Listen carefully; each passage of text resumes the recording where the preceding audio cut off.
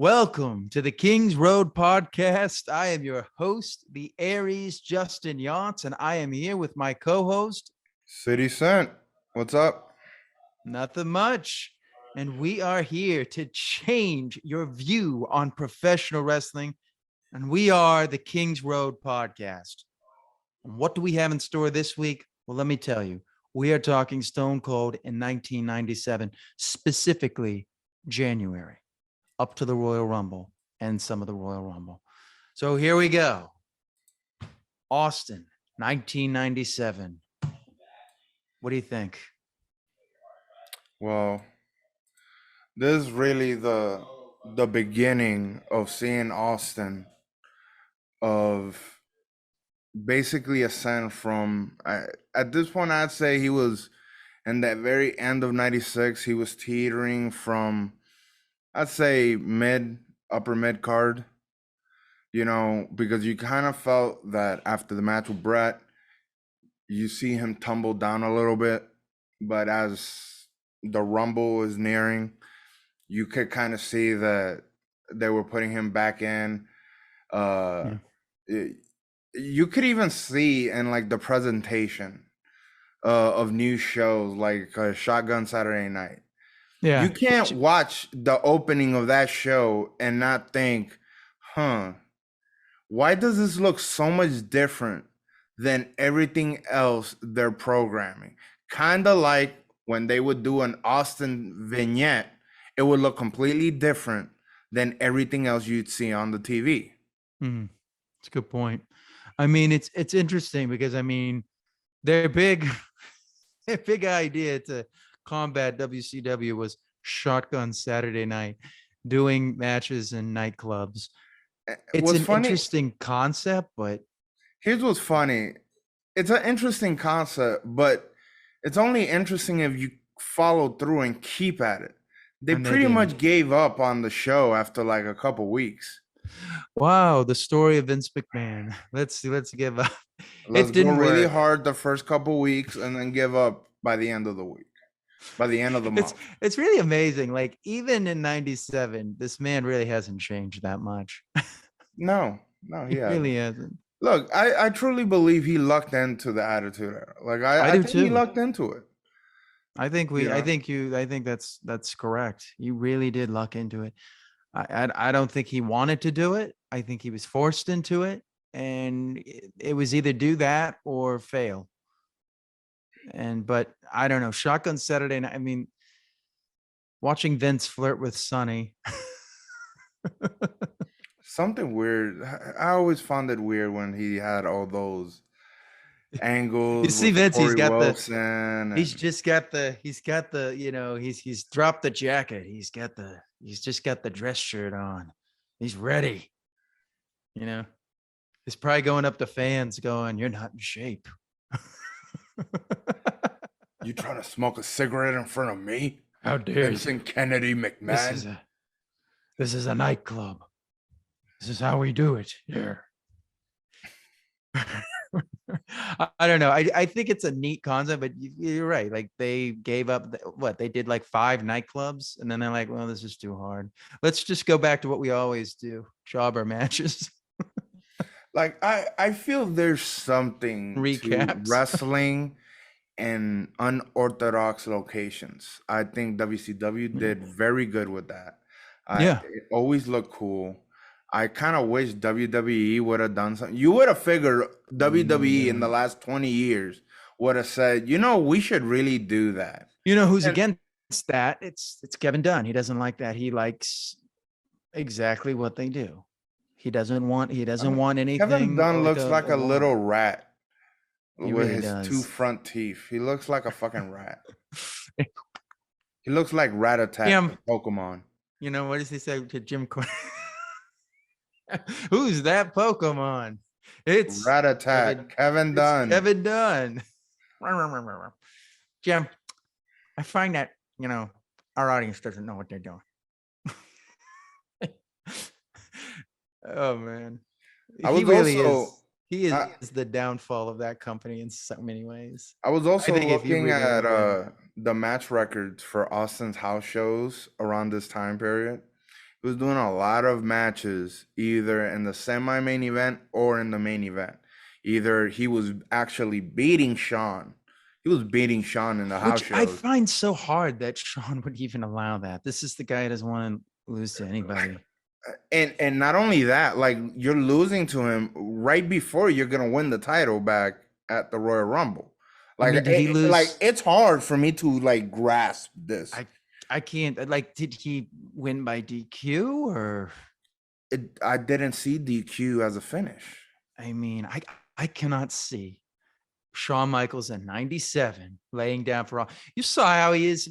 We're jumping ahead, but you see how he is in '97. You know, late '97. You know, he's like he didn't want to put over Austin at all.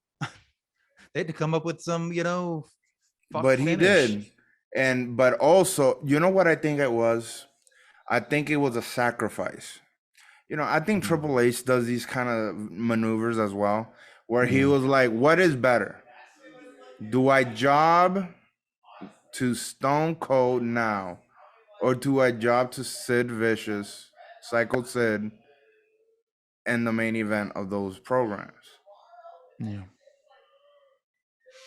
yeah, yeah. I don't know. I mean, it's interesting because you look at the house shows, and he also started, feuding with Goldust in Austin.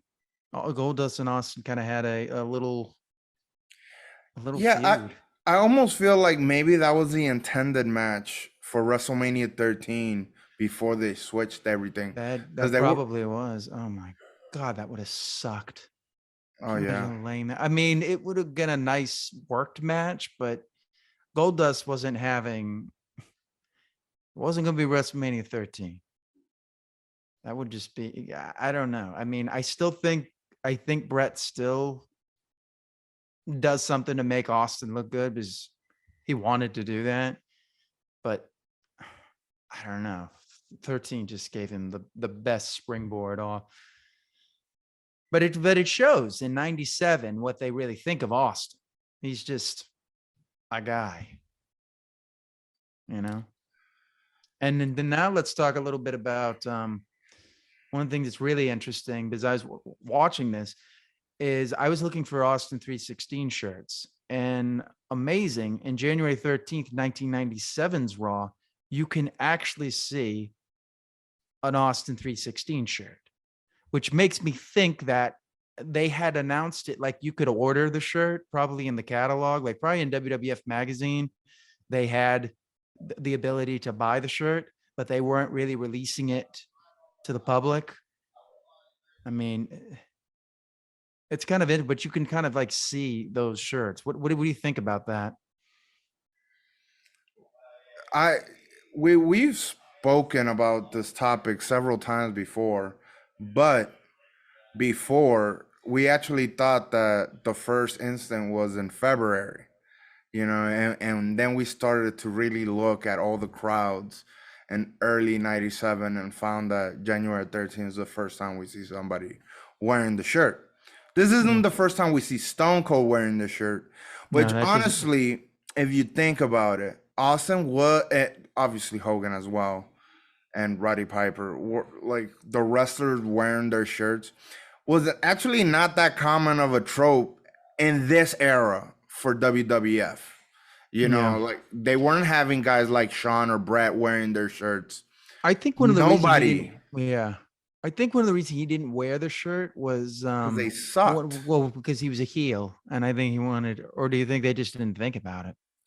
I think initially they just didn't think about it because if you really think about it, most of the shirts that were made in that time period were stupid looking shirts, mainly full print shirts in that new generation's era.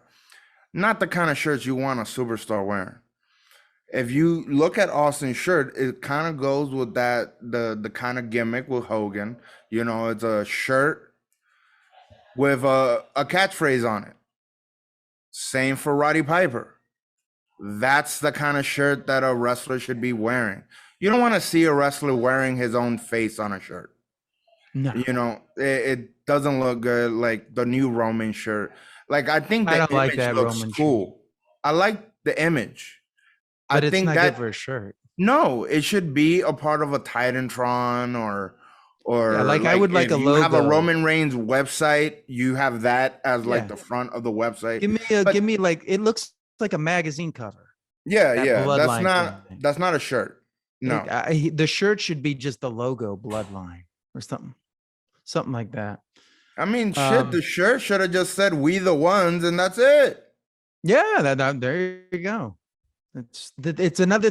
This is the problem with WWE. They always have to overcomplicate things. So there's got to be this and then that, and it just, I don't know. It's kind of frustrating. All right, so let's talk a little bit about yeah, he changed the vest and then he kind of goes back to that vest with that logo that I hate that Austin logo that they gave him in early 97. Yeah, It just looks it looks stupid. I don't know if it's that he kept forgetting the vest. Like, I don't know what was going on here, why they have to It was change probably vests. Kevin Dunn. He was going, well, I really want you to wear this vest. Yeah, We but it made it doesn't for even you. look good. Like, it doesn't No, look it better doesn't. It than looks the other cheap. vests. Like, it doesn't look better. So, Maybe like, Vince was like, "You're getting too many cheers with the vest. Let's change the vest." I, I, I don't know what the hell's going on with him having to change vests here and there, but Yeah, I don't get it because it literally looks like a D grade. it Like, does. It looks like when you're playing like a CAW in a WWE 2K game where you just put it, or like back in Here Comes the Pain Day where you just put a logo on the back of the shirt or something. It looks like a copy and pasted thing. It doesn't look. I don't know. It looks fake to me. yeah, I'm not a fan.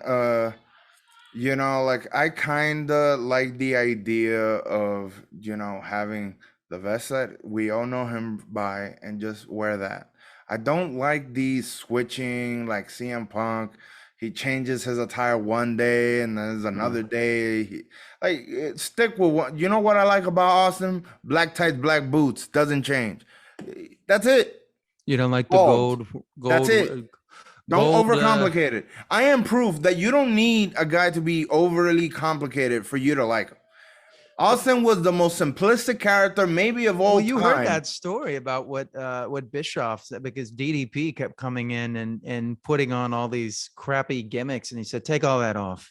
You're just going out there that you look like an idiot." And I'm glad he did because once he did do that, he came off like you saw the DDP character instead of like he's wearing all these shiny vests and stuff, and it's just like no. Simplicity sometimes works, It does. you know. Like, I mean, look at case in point. What program and in AEW is the most intriguing right now? I would say it's Well, MJF and Punk, and they I'd haven't say said a that, word. and then Brian Danielson as a heel. They haven't said a word though. Yeah, no, Punk that's hasn't said shit. yeah, it's great. Simplicity is key. Yeah. Look at Becky and Charlotte. In fact, most people are more interested in what they're saying outside of TV than what they're saying on TV. And they also didn't point to a sign. Simplicity is key. Because that's what WWE would do. They would have them come out, not say anything. That would be really cool, and then they would point to a stupid sign. Like you know what pisses me off when you get somebody says like, okay, oh, I like WWE because of the storylines. What storyline?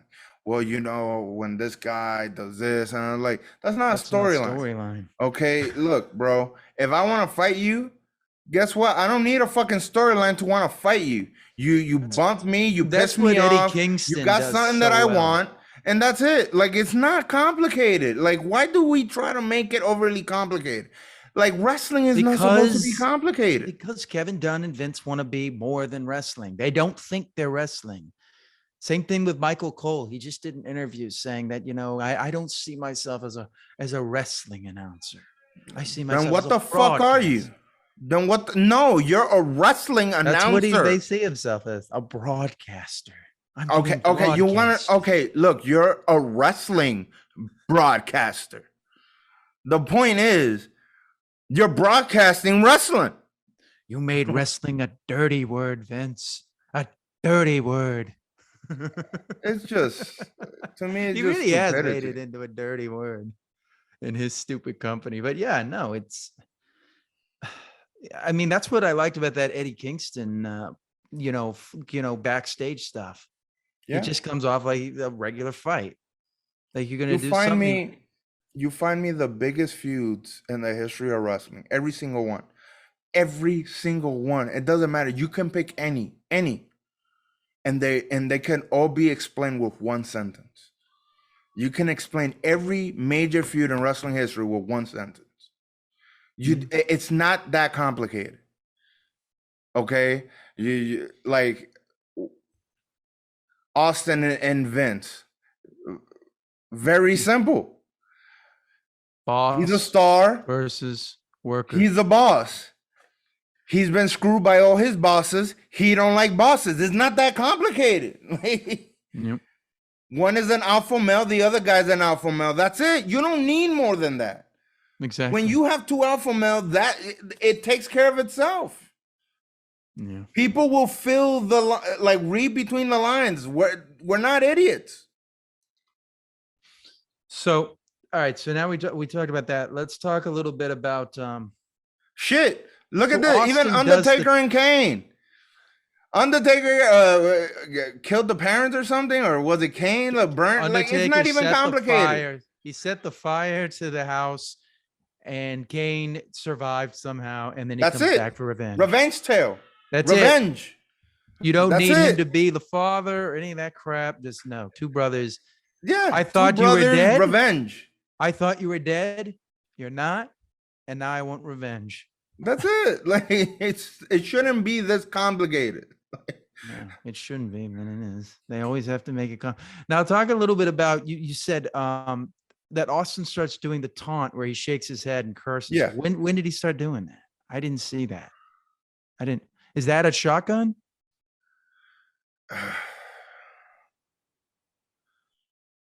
I think it was on a Raw. Or is it on Superstars? It could I have would been have on seen. Superstars. I think it could be on Superstars because if it was on Raw, I would have seen it. Yeah, that was the first time I saw it. I don't know when exactly, but it was between January 13th and probably Shotgun Saturday Night when Terry Funk was on it. It's between that time period. And then Austin talking over Terry Funk. Yeah, calling Funk calls Todd Pettengill a whore.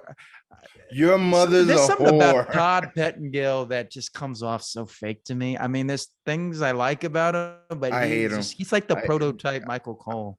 And I you know hate who's him. you know who his He's roommate way was? worse than Michael Cole. You know who He's his way roommate worse was? than Michael Cole. His roommate was Michael Cole. Oh my He's god. the reason we have Michael Cole. He sucks. Like, I can't. Like, Like, I was have you watching seen him in the some of Slammies. Oh, I can't Have you stand him. seen the one where he does the narration for some of the feuds? And he's like, Yeah. You stop back. You come forward and you're upset. But now this guy hates you. I'm like, stop it. Stop that. Stop talking. Just let the clip do the work. Don't have this nerd talking in the background. You talk about the fight, and you know you've got to do it. WWE. Take the F out. Take the F out. I don't know. He came off so cartoonish to me, like just this nerd. Yeah, but the segment I between pissed Terry off a lot Funk. of Todd Pettengill fans because he has his fans, believe it. But I don't know. He comes off like a nerd to me. It's because people are fans of nostalgia, and Really? they think of Todd Pettengill, your as mother's a whore. that shit was hilarious. I'm sure Vince was probably like, okay, no, you can't say whore. And it was in Texas, and yeah, I love that they had Austin and Terry Funk, have a thing there. Probably Kevin Dunn was like, nobody knows who Terry Funk is. He's, Why would we do that? Just have Austin be, but Austin knows who Terry Funk is, and Texas knows who Terry Funk is. Everybody knows who Terry Funk is. I don't want to hear that. Except for Kevin Dunn. Like, I don't want to hear that. That's stupid. Who doesn't? Who, like? Do you really think nobody knows who Terry Funk is? It's like that stupid Chainsaw Charlie shit. It's ridiculous. It's ridiculous. So stupid. All right, let's talk. Let's get to the Rumble. Because the build up to this. Well, they were this is a part of it. This is play off the Rumble. This is teasing the Rumble because Terry Funk was supposed to be in it or something. And he like was. That's the whole point of the face off between Terry Funk and Austin. Where he just starts. But my point is, like, a lot of the Raws didn't. I thought they did more job to build up Shawn and Sid than they really did with the Rumble. Well, Rumble kind of felt thrown away to me in this year. Which is weird considering you had The Undertaker in it, which he actually isn't in that many Rumbles. No, it's also interesting. What was it? The Live Wire where Vince Russo says, they asked Vince Russo as, Vic Venom character. They said, who do you think's going to win the Rumble? And he says, Brett's going to win the Rumble. And Vince was pissed because Brett was supposed to win the Rumble. He didn't want him to say that. So that's one of the reasons why they changed it to Austin. Because they didn't want anyone to know that Brett was going to win the Rumble, which is good. It gave Austin something cool to do. Do you think the ingenious Vince Russo knew that was going to happen? I'm sure he did. That's Vince Russo. Another reason why Vince Russo saved professional wrestling. Because if it wasn't for Vince Russo, you say professional and killed it. Stone Cold wouldn't have won that Rumble. Who knows what could have happened? If Vince Russo stayed in WWE and didn't leave, okay, yeah, I'll give him all the savior in the world. But he left and helped kill. That's another way of saving, isn't it, Justin? You go to the other company and kill them. It saves the other company. No matter he helped WWF and he killed WCW. I mean, that's a double-sided sword. He helped us not have any competition for 20 years. There you go. Exactly, because then he joined TNA and killed them. What do you think of this? Man, we have to bring in the obligatory TNA reference somewhere. The TNA reference must be brought in. All right, so let's get to the Rumble. We're getting a little long here. Let's talk about the Rumble. Okay. What do you think? I mean, this felt like the '98 Rumble as well, where it's just boring until I don't know. I found the '98 Rumble way better than this one. For one, this '97 Rumble was boring. To me, I find it boring. I don't think it's fair to compare this one to the '98. I thought the '98 was better. Well, once Austin comes in, it's good. Well, I think everything about that Rumble was better, including the lead up to it. Well, I like that they gave The Rock. We're going to talk about this. So, breadcrumbs. You're the one mentioning it. I know, because I was going to mention it to the side. I didn't know we were going to discuss. I don't think. All right, so let's talk about. I just thought this was. Yeah, you mentioned that they were kind of. They bring in all this Mexican talent from the AAA, and they don't really get a response. Look, here's what we need to understand about the show in San Antonio. It's the most heavily papered event, I believe, in WWF history. Papering means that they basically gave half the tickets for free. Okay, that shit they used to criticize WCW for always doing? They were doing it. Okay, so even though that's like the biggest Rumble number or whatever the fuck, it's fake because half the people there went for free. That's another thing. So we understand that going in, that the fans there aren't fans that really care enough to pay. So, and they clearly didn't know any of the AAA talent outside of maybe Mil Máscara. And that was stupid because he didn't want to get eliminated by anyone. So he eliminated himself, which was idiotic. Yeah. All right. Well, so we're going to get to Austin next.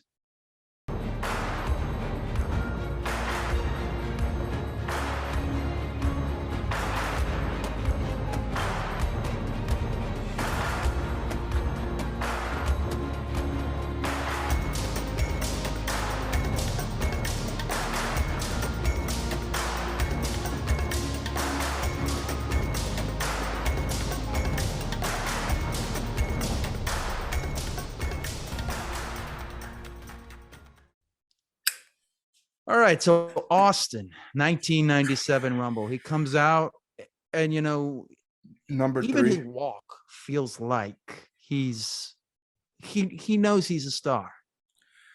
He also comes in at number three, right? Yeah, Yeah, he same number has as Ric Flair, yeah. I think. He's Yeah, in he ends up being in the match for 45 minutes, which means that at least at this point, they at least trust him to be a good hand at the very least. I don't mean that as a backhanded compliment. I mean, I know, but it's just so funny. Hey, you good gotta hand. remember that he came into like Rumble 96, and he was also there for like a while, like I think at least 20 Yeah, some minutes or whatever. but he But had I no mean, idea he what he took was. over this Rumble, showcased him way above Brett, Yeah, you know, it did. It and did. I this you mean, saw a lot of personality. And this is another thing about his entrance. Like, don't you feel between 96 and 97 in particular, when he comes out, it's like he is making love to the camera. yeah, it Like is. I don't know how else to say it. Like when he looks at the camera, it's like he's having a conversation Yeah, with the crowd. Like I see like Brock does this sometimes. Punk used to do this sometimes. Very few, very, very few wrestlers ever do this. yeah. Like even The Rock never really did that kind of stuff. Like it's kind of like I don't want to You know who say also did this? Goldberg. When he would go up for the spear or when he would go for the yeah, jackhammer, he would look at the yeah. hard camera right there in there. And I was like, little things like that, Goldberg doesn't get enough credit for doing like things like this. It's like that's what made him stand Grabs out. the audience. Yeah. It grabs the audience. Oh, Plus, he did a Scott backflip, Hall. and Scott he did Hall a was backflip also. in a match too. Like people forget what an amazing athlete Goldberg was that he could do a backflip. I was like, My God, he that's so carried good. the Big Show over his shoulder. Yeah. Like I remember the first time I saw him do the jackhammer to the And that giant. was when he was the fat show. I was like, oh my God, this guy's so strong. Yeah. Yeah. Like, and But but his bringing it neck back was to it, it was that looking at that camera. And you just bring it up. Austin does it at 96 all when the he comes time. when he Like, comes into Survivor Series. He's looking at it. Jumping ahead, he does it even at Mania 13 when he's walking. He's like, "You better get out of the way, I'm coming down there." you know, yeah, in fact, my two favorite times that he's done it when that I think of is Survivor Series 96, which is my favorite. yeah. Like, cause it felt like for like a minute and a half, he's looking straight at the camera the entire time, like not Except they saying still had anything. that I stupid. love it. I Except they love still it. have the stupid smoke. And Yeah. at Survivor Series, I was like looking at it, I was like, why is you brought that up last time? It's like, yeah, he still has that And when a stupid fan would smoke. touch him, and he would then stare a hole in him, like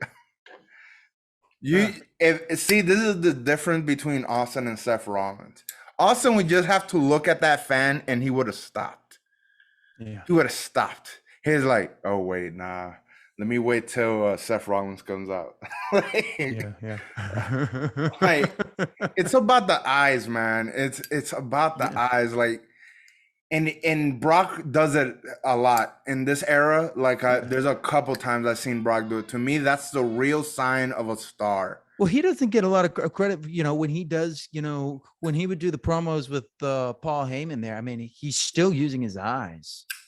He might not be saying words, but he's speaking in a language of physicality. His body language says, "Don't mess with me. I'm the Look, prize." Brock has always been a star, right?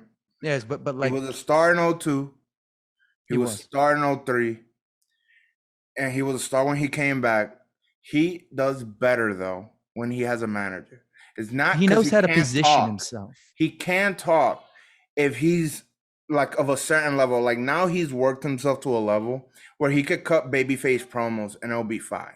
But if you Yeah. remember like 2011, it was a struggle because a lot of fans at that time forgot that Brock was even a wrestler at that point. Oh, you mean when he first came back Yeah, and they was he doing was kind of struggling there. And then he came back and he said, "You better hire But payment." but the reason he struggles is because you're trying to make him cut 12-minute promos. Yeah. Brock is better when he lets his face do the talking and maybe say a couple words here and there, and that's it. Yeah. And the Never company have a should be promo. smart enough to realize that. Yeah, don't have it longer than 3 minutes. And if you do need a Yeah. Heyman because he All right, so let's specializes. let's get back to the Rumble. What else you want to talk about with this Rumble? I mean, it's basically Austin's Rumble. It's There's a lot Austin's house to now. to go off of this. For one, he lasted for over 45 minutes. Second place was Brett with 21 minutes.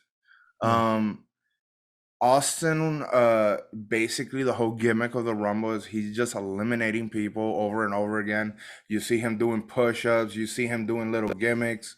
Yeah. He's like sitting And this there. is where we got the thing with the watch. Yeah, yeah, the famous And gif where he's just like, who's next to eliminate? He's just throwing everybody over the until only the eventually. only caveat I would give Austin though on is when the music hits and when Brett's music hits and he's got that oh no face on there, I'm like, Yeah, it looks fake. I'm like, this he's not scared.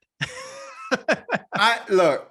I Like they agree told him to be with the scared and like, sentiment behind that, but I don't have a problem with it because it looked good, it's famous, and honestly, those are the kind of things as a heel you're supposed to do. He's done little things like that in regards to Brett. Even little things like yeah. when Brett is calling him out, he don't come out. But then when he gets his ass knocked down, then he comes in, runs, jumps on him, hits him, and Yeah. leaves. Super heel stuff. Or like he would do with right before Survivor Series, like you'd like me to go in there, wouldn't you? You'd like me to go in there. Well, you have Exactly. to pay to see Stone Cold do, Like yeah. I think he should have done something more like Yeah. sell it, but don't Yeah. do the whole like oh no, and because a part of me wants to think that maybe He he was became doing Taylor it sarcastically. Like it's not like it couldn't have been sarcastic because he did some of that. Like when Yeah. he was doing the split screen and he's like, like, Got some. but it didn't feel like it was being sarcastic. But it It wasn't felt like he was authentic. cowering. It felt authentic. My problem is that's the only moment looking back at it, I'm just like, that he shouldn't have done that. I agree. I mean, he I should agree. have been like, because he had to have known by. Do you think he knew? They say that he didn't know he was turning face till the day of WrestleMania 13, which I'm just like, really? I They believe kept him in that. the dark that long. I That's believe so that. Have you stupid. met that company? I know, but it's a dumb move, in my opinion. I, It have you met really that is. company? Yes. Dumb I know move. why they do that. Yeah. Well, they told Jericho he's winning the title the day of. It's like, Frost McFreeze. yeah. Hey, we got a new name for you. Frost McFreeze. They ain't doing that. But one thing Prospect, I get the liked fuck out about of my face. Austin, there's like two segments to the match. There's the first segment where it's basically Austin against jobbers. Yeah. And then the second segment where it's basically him against Brett for most of the second half of the Rumble. Yeah. And everybody else kind of against each other. I love the selling Austin had with the exhaustion. Like Yeah. by the 25, 27-minute mark, like you could see him like grasping all the time, which I Yeah. feel is lost in a lot of Rumbles now. Well, Like they that's one might of the sell things it. that Austin had that I don't think he gets enough credit for is the psychology that he had that nobody else has. He's also a great seller. Like I feel like people don't really give him credit for that. No, he is a great seller. Like I'll agree. He ain't Hogan when it comes to selling. Yeah. But like in that era, like him and The Rock, honestly, I feel like most of the main eventers, except for Foley, was and Taker, pretty good, and Kane, pretty good, like sellers. Well, Kane can't sell. I mean, he's supposed to be a monster. I know, but I have to include it as somebody that doesn't sell, Yeah. But like just a little like for example, I see matches now, like Edge will sell the exhaustion. Yeah. Well, that's one of the things he talked about when he came back is he really wanted to bring in that psychology, the eyes. But see, I feel that most people, they only sell the exhaustion when they're like the final four or final three. But Yeah. by halfway of the Rumble, you see like Steve look incredible, even against like a Bob Holly. I'm just giving a Yeah. random example. I know. I know. You know, and that really lends itself to really get behind Austin as the match goes on. You know, you can see, oh, he's been here from the start, and even though he kind of cheated to eliminate Brett, I'm more impressed by Austin's performance in the Rumble than Brett. You I know, love when he eliminates Brett and he just goes, he puts the arms up, and you're just like, yeah. And then you got Brett where he's like grabbing. He's like one of the first people to like really grab Vince and like, start like getting physical with Vince. He's like, what are you doing? Get it, fix it. You know? yeah, man. Did he do the stunner in the Rumble? I can't remember. Yeah, he did it quite a few times, Okay, he did do the but stunner. no kick. I know. We still haven't He seen the kick. stunnered Brett in the Rumble. No Yeah, kick. he does. He does. Yeah. Yeah, he does. No, now to think about it. Yeah, it's interesting. You look at that final four, you had, this Austin's thrown out. So you had what? Vader, Taker, Kane. Well, that's fake Diesel. What a stupid gimmick. And Brett, you know, you got pretty much you got Austin Kane, and also Rock isn't too far back in that. So you got almost like the attitude Yeah, era but the baby guys attitude in there. era. The The baby guys weren't attitude ready era. yet, No, they won't. No. you know, but they would be in a year or Let's be two. honest. Fake Diesel was never going to get over. But like That is I'm like never going to looking be at over. some of these notes. Like you have Austin running away from Ahmed Johnson, who has a 2x4 chasing him down in the Rumble. Well, that's when he Uh, started doing that. You're gonna get yours. You're you're going gonna down. or You're you're going going down. down. Fucking Yeah, something stupid. stupid. Something stupid. I love Farouk's promos on him. Oh yeah, he was like really going after it. But like And I'm he probably looking was at shooting. He's right, like you the suck. crowd was dead for most of this Rumble, to be honest. Yeah, Like they occasionally popped for something Austin would do or when Brett came out and Taker, but the crowd for a lot of it was really, really dead, you know. I don't like the spot in the match where Brett puts him in the sharpshooter and Austin is tapping out. I just don't like that. yeah, that's You stupid. know, I don't even know why especially you even put him in the considering sharpshooter. yeah, but especially considering they would have a I quit match, a submission match, and Austin saying that he has no quit in him, and you Well, it literally just saw him goes to tapping. show they don't know what they're doing because Yeah, if but they that's wouldn't an have had him Austin doing thing though. that. That's where I feel Austin and Brett should have taken. Because let's be honest, the best choices in regards to the WrestleMania 13 match was all Austin and Brett. Everything they decided was what made that match better. So I honestly feel like if I was Austin, I wouldn't have tapped. Scream for agony, do all Yeah, that, but don't tap. Especially with that, at the very least, you were gonna go against Brett in the future, and it's better if exactly. you don't Probably be in seen April. tapping. Probably in April, I would You have know, said. I don't never like that those angles where they have the guy tap. Like they do this all the time. Oh, You they do. know, Oh, they do it. It's so yeah, stupid. I don't like it. For one, it makes the guy look weak. I only think you should do that if the guy's an established star, Yeah, and but no, not the up and coming guy. Like you do that to a Becky, you don't do that to a Bianca. It's a yeah, psychology. You don't put somebody down who's never been up. yeah. Okay. Anything else to say about the '97 Rumble? Um, I like the psychology of the match. I like the psychology that the second Brett came in. Most of the Yeah, time, Austin was fighting Brett the entire time. Psychology wise, feud wise, and progression towards Mania, it made sense. yeah, I'd also say that nothing about this Rumble made you want to see Bret Hart versus Shawn Michaels. This Rumble made you want to see Bret Hart versus Austin. yeah. And It and did. that's the disconnect. I don't like. Well, we remember Brett was supposed to win this, and they changed it because Vince Russo let it out. out that Brett was going to win. And Vince was pissed. So they changed it to Austin.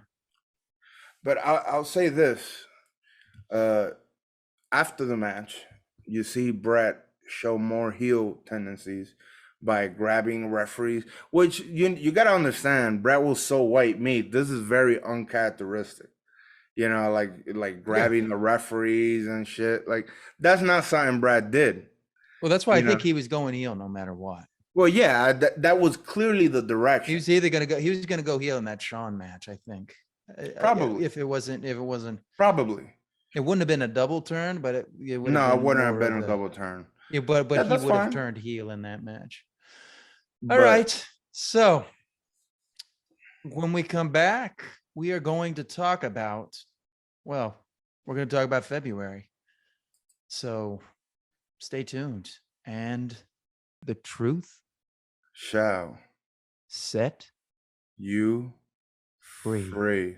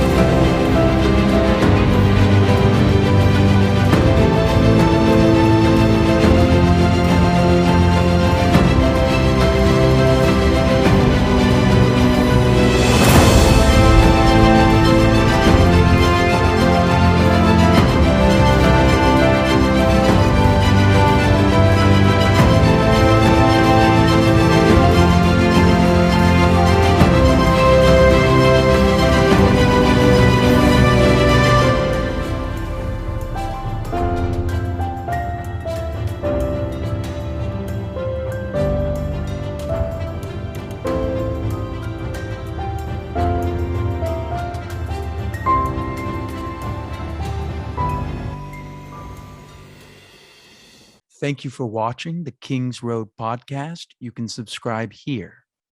To get the latest clips and news on the show, or like us on Facebook.com/Kings Road Podcast, or email us at podcastkingsroad@gmail.com.